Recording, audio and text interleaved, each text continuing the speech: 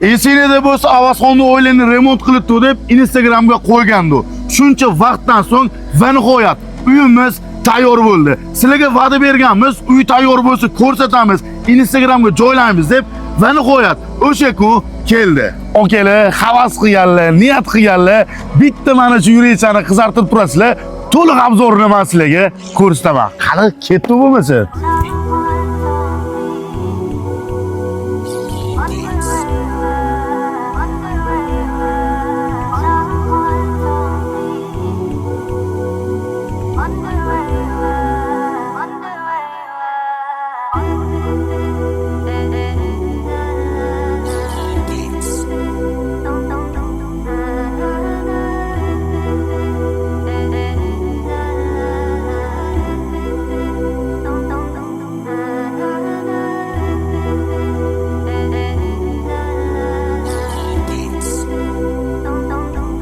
Xo'p, qadrdonlar, bu gapim kamera yongan uchun emas, chin dildan yurakdan gapiraman.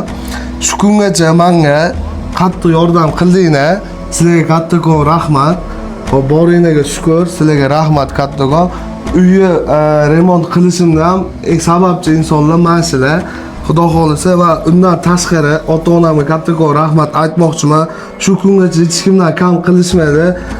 Faqat oldinga harakat qil, o'g'lim, sen uddalaysan deyishdi. Men dadamning bitta gaplari bor.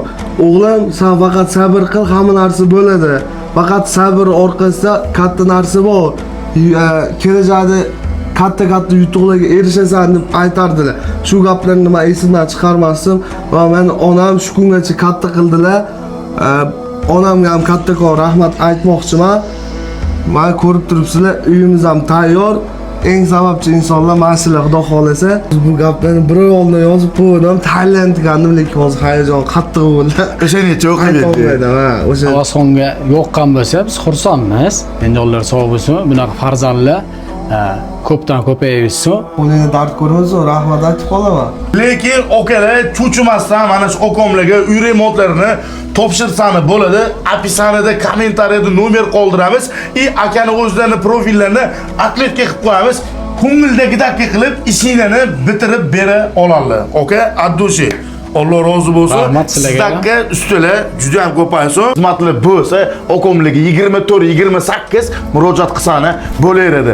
Va nihoyat uyimizni ko'rsatdi qadrdonlar.